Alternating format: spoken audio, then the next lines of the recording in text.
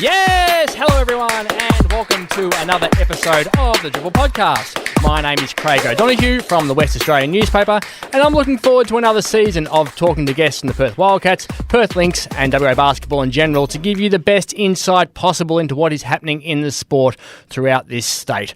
What a weekend it was for basketball lovers. The NBL season began with the Perth Wildcats having an impressive victory over the Brisbane Bullets to get life under new coach John Rillie off to a good start, but the clear highlight occurred in Sydney at the Women's World Cup. Bronze Aussies once more. The Opals claim their first World Championship medal on home soil after a tournament full of passion and pride. And the great Lauren Jackson gets her fairy tale farewell. So what does all this mean for women's basketball in this country, and can the WNBL capitalise on the popularity and success of this World Cup? Christy Collier-Hill is the head of the WNBL. I'm happy to say she is on the line at the moment. Christy, welcome to the Dribble podcast. Thanks for having me, Craig. Nice to be here. Now, have you come down from the high yet? You're up in Sydney. What was it like? Well, kind of. You know, I was exhausted at the end of it and I was just a spectator, so I genuinely can't imagine how the athletes were feeling. But I've got to say, the energy in the stadium, you know, there was a couple of massively attended games in terms of crowds, but even those that had kind of the smaller crowds, there was just an unbelievable energy in the stadium and everyone could kind of feel it. It was quite electric. Lots of people walking around with Lauren Jackson singlets and goats on their heads and all sorts of kind of crazy things. But it was pretty cool to see the support that had turned out, not just for the Opals, but for the whole tournament. So a really electric and exciting atmosphere, and look, puts us in a really good position for the WNBL and all women's basketball for that matter moving forward.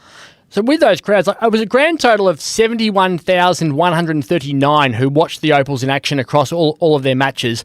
And when you consider that interest rates are soaring, which puts pressure on people financially, the Sydney Swans made the AFL Grand Final and it's in their backyard, and both NRL Grand Finalists were from that Western Sydney region. People don't have a lot of money, man, but it felt like the sport woke up a real sleeping giant. Was that the feeling that people had realised just how good the women's basketball brand actually is? I think so. Well, I hope so, right? Those numbers are incredible. And as you say, we're, you know, bookended by the two footy grand finals, which could have really had an impact on the figures. I think overall the figures across the tournament were over 150,000 attendees, which is phenomenal. And then, you know, those medal games, a sold out arena with 15,000+ people there cheering on America and China and the Opals and Canada. Yeah, look, I mean, basketball's a huge sport, right? There's, you know, over 1 million people that play in Australia and over 4 million people that follow basketball. So there's plenty of people out there that know the game, that love the game and that follow it. I think this tournament has probably just opened their eyes to how good the women's part of the game is, not just from the Opals, but for all the female athletes that took part in that. You know, it's incredible. The athleticism, the skill, the grit, the determination, all of those, you know, kind of cheesy words, but genuinely to see them in person and watch them, you know, go about their business was phenomenal. And look, I'm a fan first and foremost, so I loved it. But then you had people there that were, you know, fringe fans, kids that played basketball. You had a lot of people watching on ESPN who did a phenomenal job with the broadcast, which again, I think will only, you know, put women's basketball in good stead. But I think it all just kind of points towards awakening the beast. I think you said maybe that's what it's done for us. So yet to be seen, but certainly we've got a lot of momentum riding off the back of this World Cup to kind of take forward. Was there a financial boost for Australian basketball out of it? Or is FIBA the ones who benefited from having, as you said, 71,000 people watching the Opals and 150,000 in total throughout the entire tournament? Where does that money sort of go to? Do we get it or do they get it? I'd love it if I got it. Can they just send it my way to the WNBL? No, it's a FIBA-run event. There is a local organising committee, which is kind of a standalone company that runs the event, but the event is owned and run by FIBA. So unfortunately, we don't see any financial kind of, I suppose, rewards back directly from the event. However, as part of it, there was a lot of funding opportunities, certainly legacy funding. I know there's a few initiatives that were rolled out by state and territory basketball associations that received funding through the LOC. I know there's a big project that will be rolled out shortly for women and girls in basketball from Basketball Australia that received some funding through there. So kind of directly but inadvertently there is definitely some flow through from that funding and I suppose the financial benefit of running this sort of tournament in Australia. What about IP? You were up there, obviously, as you said, more as a fan more than anything. But were you able to work in with those other nations and learn what they're doing, what you can steal, and what they can steal a couple of things from you as well? Were there those sorts of meetings going on?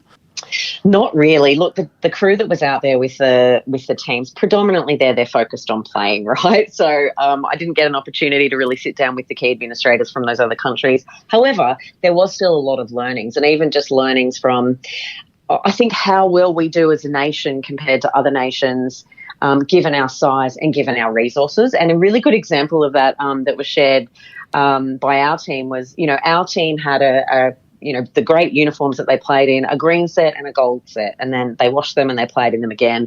And then you had the Americans that came over with, I don't know how many boxes of uniforms. I would imagine they never played in the same uniform twice.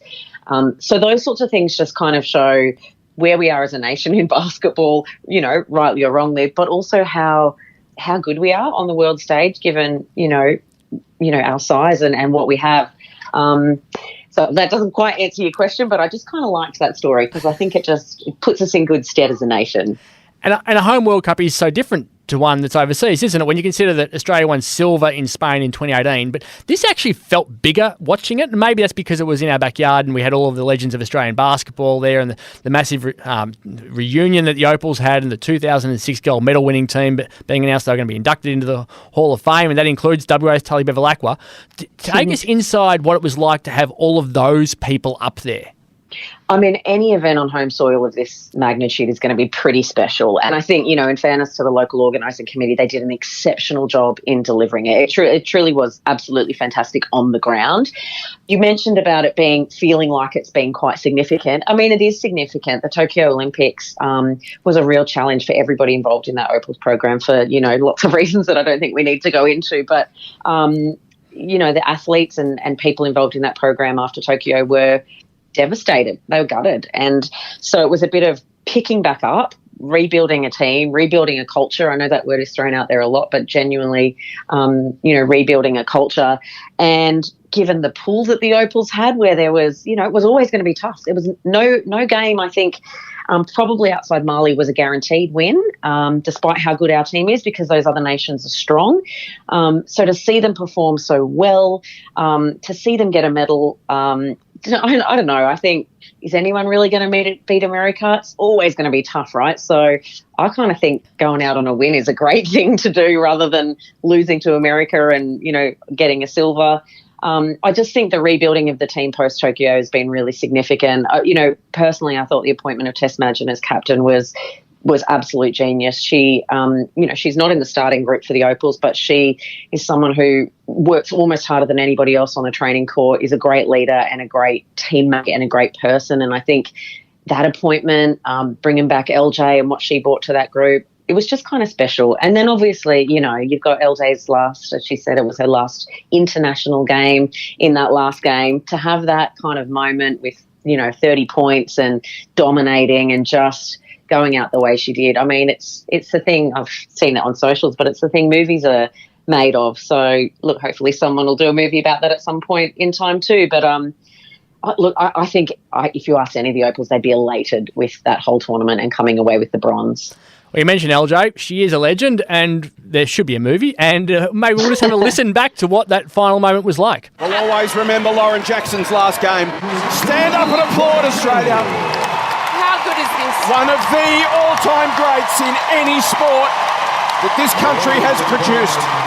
She goes out on her terms. Lauren Jackson, you bloody superstar. It's great bit of commentary from Jason Bennett. He was fantastic through the whole tournament. But how do you quantify what it was like for everyone to see her play and to play with her? Well, it's giving me tingles just even hearing that bit of commentary from Jason there. I mean, that last game, and we were flogging them in the end, right? We won by 30. But the crowd didn't stop. They didn't stop cheering for her. They stood on their feet when she came off the court. And for every basket she got from the moment she scored 1 point right through to her 30th point, people were off their seats, clapping and cheering and whistling and doing all the things that they've done. And you felt like you were being there, being part of a moment in Australian sporting history, which we now know it was, and you could kind of feel it. It was very electric in the air. So, we were in the stands watching that, and then you saw the emotion from LJ and all the players that rallied around her after the game. And look, genuinely that group of athletes were thrilled that they won, but you could also see how thrilled they were for her to be able to, the greatest player we've ever seen in this country, to be able to go out like that. It is a bit of a fairy tale ending, one that she never thought, and the Australian basketball, community never thought she would get. So I don't know. I don't really know what else I can say about it. It was just phenomenal. She's got to get herself up again to play in a month. She's playing for Southside this season. Do you sense it'll be a bit of the John Farnham farewell tour with people coming out all around the country just to get a glimpse of her playing? I think so, genuinely. And off the back of the World Cup as well, I was talking to Tracy Browning who's the general manager of the Southside Flyers last week, and their memberships doubled almost instantly once they announced her as part of their roster this season. They've moved venues, so they're playing out of the State Basketball Centre in Melbourne, which is a bigger venue from what they had previously. And I genuinely think they'll have some very big crowds out to see her play. So the impact she'll have, not just for the Southside Flyers, but for the whole league. Look, I'm not going to lie, I'm very excited that she's playing, like I think we've got 8 of the 12 Opals that we're playing, which is, fantastic. But the LJ effect, look, we just can't underestimate what sort of effect that will have. And for Lynx fans, she is coming to Perth, or the Flyers are coming to Perth twice throughout the season. Whether or not she makes both trips, we'll have to wait and see. The first one is on December 8, which is a Thursday night, and then again on January 13, which is a Friday night, and that will be a big ticket item. Now, one of the big things around Lauren in general, and probably with the WNBL over recent years, is there has been a bit of a messiah complex around one person. We had it when Lauren was playing initially, then Liz came back, and then Liz went, and then Liz came back again, and there was a big focus on her. And now Lauren's back again, and there'll be a big focus on her again. But I look at someone like Steph Talbot as a WNBL MVP, WNBA star, World Cup All-Star 5 selection, Sammy Whitcomb, dual WNBA champion, Ezzy Magbagor, Kayla George. We can go on and on. They should be household names regardless of whether you follow the sport closely or not. And we've seen with how well the AFLW have marketed Daisy Pearce and Taylor Harris and Erin Phillips. What can the league do to make those players and the Shyla Heels and Jade Melbournes and hopefully Perth's Amy Atwell turn into those sorts of players who everybody knows? Yeah, I mean, you've basically articulated, I think, what we've kind of put together as our PR and marketing strategy for this year. So, look, the LJ's amazing, and she's going to get coverage no matter where she is, much the same as Liz did.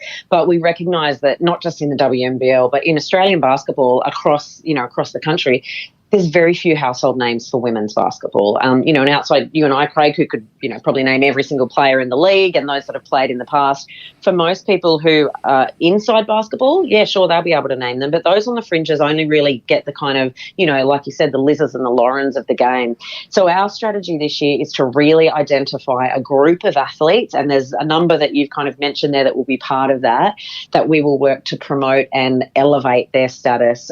It's really important that and we've got to kind of utilise the LJ factor, right? So for every interview we have requested from LJ, do we partner her with one of those athletes to kind of bring them along the journey, certainly the younger ones as well. All of those names that you just mentioned absolutely deserve to be household names in Australia. Our job is, and collectively with the clubs, of course, is to do as much as we possibly can to help ride the momentum from the World Cup and help elevate them out there into the, not just the basketball community, but the broader public. So the coverage of the World Cup itself was outstanding. Jason Bennett, as we've mentioned, what a great caller he was. I thought Jenna O'Hay was a real breath of fresh air and a great media talent, and with what she did as an analyst. Is that the sort of stuff we can expect from this new TV deal you signed? Yeah, absolutely. Look, we are in the midst of locking away our commentary team at the moment. We will be announcing it at our season launch, which is on the 26th of the 10th. But quite a number of the team that were involved in the ESPN crew will be involved in the WNBL, as well as some others that we're bringing in. So a bit of a, there'll certainly be some faces that we've seen and heard from before, but we'll definitely be bringing in some new faces this year too. So it's looking exciting. It really is. And you've taken a calculated risk by making Wednesday night your prime time evening. Talk us through that decision and what you're hoping to get out of it. Yeah, look, I mean, bringing ESPN on board was a very strategic decision. And so I mentioned before about the basketball fans in Australia. So 1 million odd people play, but 4 million odd basketball fans. Now, we know those basketball fans, many of them live on the ESPN network because ESPN already has WNBA, NBA, NBL, college ball, and now they've brought WNBL into the fold. So for us to grow outside of the immediate kind of WNBL fan base and expand our fan base, we recognise that, realistically, we're not trying to get a rugby league fan and convert them. There's 4 million basketball fans in Australia. We just need to do better at reaching those fans and engaging with them and, I suppose, exposing them to the great game that is the WNBL. So that alignment with ESPN was really a very strategic part of that. Now, ESPN have, I suppose, offered us this Wednesday night to be the featured game of the week. So what that does give us is prime time, for starters, that kind of prime time slot. It gives us a bit of, I suppose, a bit of clear air. We know NBL does have some games on Wednesdays, but thinking about basketball in general, Wednesday nights is generally a good night. So we're avoiding a lot of junior competitions and training sessions, and we know there's social competitions running every night, of course. So what we want to, the intent is really to, I suppose, kind of own that space, and we'll work through with ESPN the marketing, which will kick off, shortly in a few weeks with them. But it's kind of WNBL Wednesdays, the whole W piece, and how we really build that. It'll be the first year of it this year, so there's no doubt it will be a building process and certainly an education process of where to watch us and how to watch us and what time to watch us. But certainly the intent is that by giving us that prime time, giving us that clear air where we're not, across other things, that it provides us with an opportunity to build the brand. So one of the things I found both compelling and refreshing during that World Cup was there was genuine storytelling from months out. From the moment Jenna O'Hay actually explained what happened at the Olympics, everyone went, wow. And then it gave a storyline for people to follow and get lost in, really. And we had the highs and lows of, that was devastating. But then Lauren gets picked and we have hype. Then we were bad against France and then the despair came back. And suddenly we're going up again and we're going to finish top of the group. Then there's the heartbreak of the semi and then the elation of bronze. And you need that roller coaster and drama in sport. But I don't think the players have handled the roller coaster of media coverage all that well in the past when the negativity has come their way. They've been very, they haven't been happy with some of the things the league have done. They weren't happy with some of the things I said last year. I think they're ready for the highs and lows that come with genuine scrutiny with extra coverage. That's a really good question, and it's something that we'll certainly have some sessions with the athletes before the season kicks off. And that sort of scrutiny, I suppose, is a part of professional sport, and certainly can be handled in different ways by different people. But I think it's not that all media is good media, but constructive media, positive media, challenging media, that's all good. And I think, collectively, everybody who's involved in the WNBL, athletes, coaches, administrators, clubs, the league, everybody and sort of media and fans, we've all got to do our bit in helping to elevate it.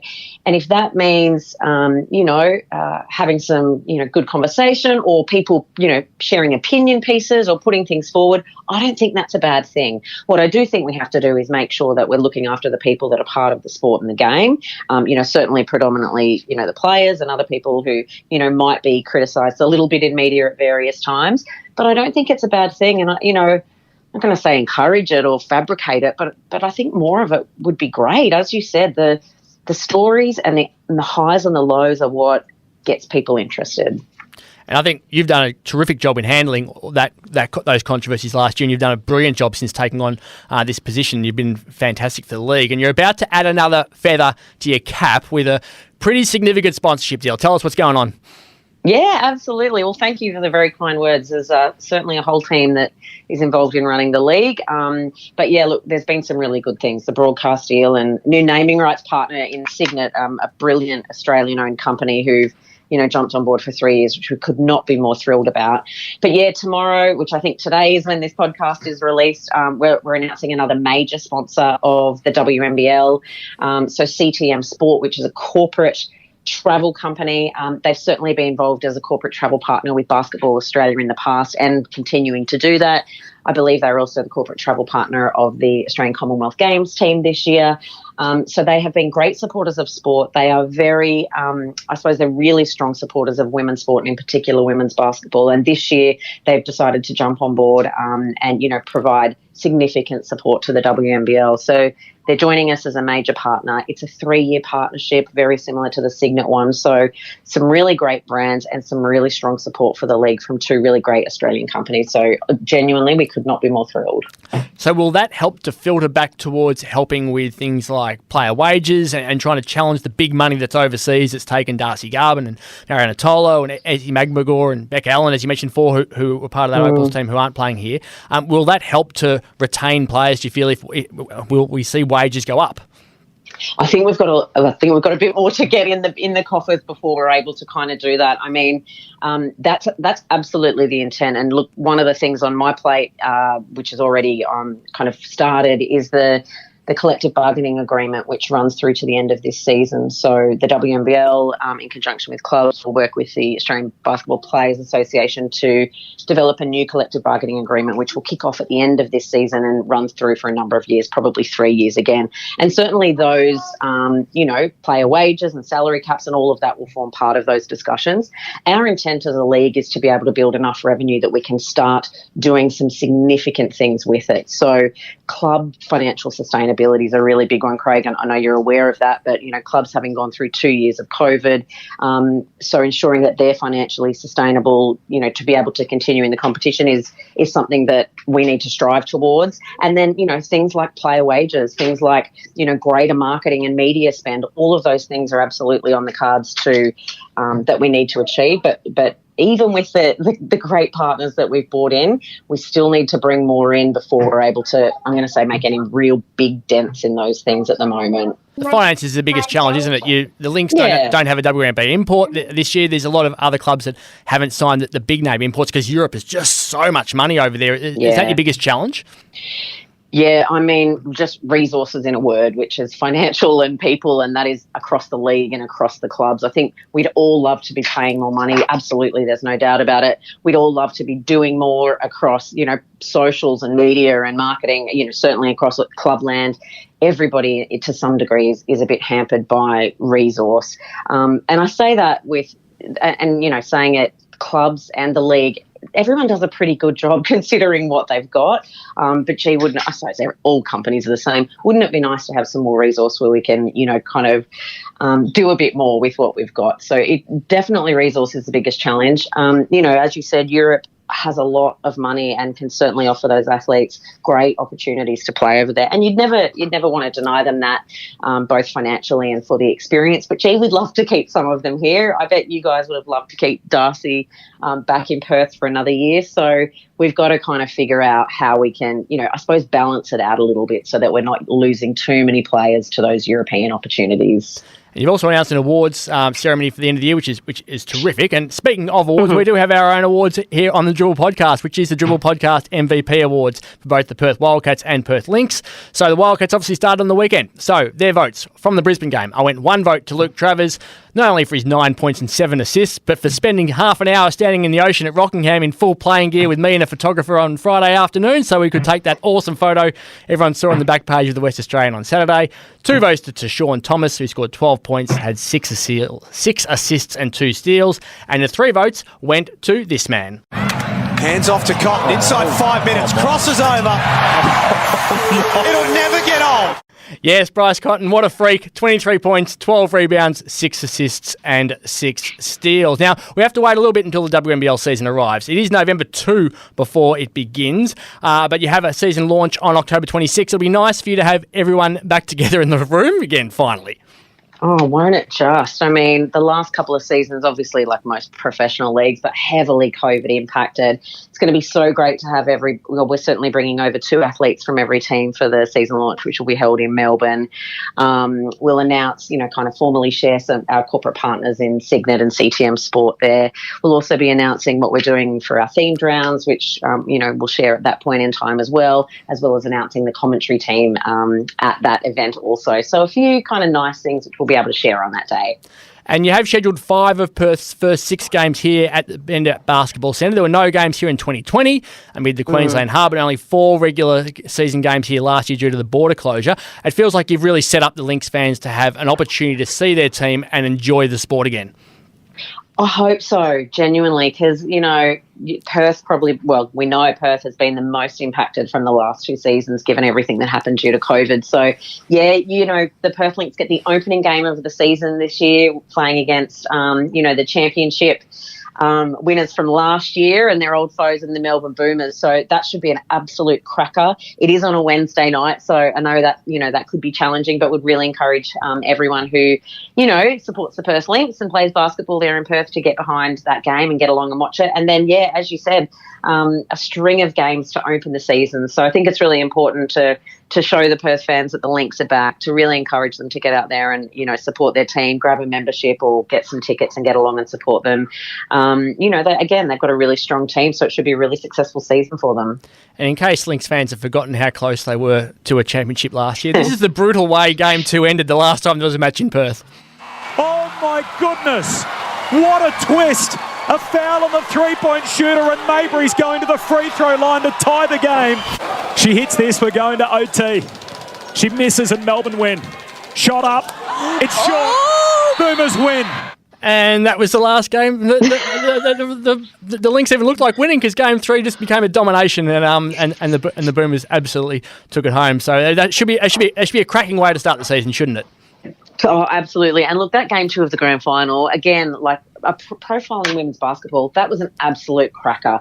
I know if you're a Lynx fan, the result is hard, but the quality of play from both teams in that game was just phenomenal. And, games that go down to the wire are, of course, always very entertaining as well. I think it's going to be a great season. I think, Perth, again, they've got a great team, so it should be really competitive and up there. Boomers the same. So that first game, definitely, if you're in Perth, get out there and watch it.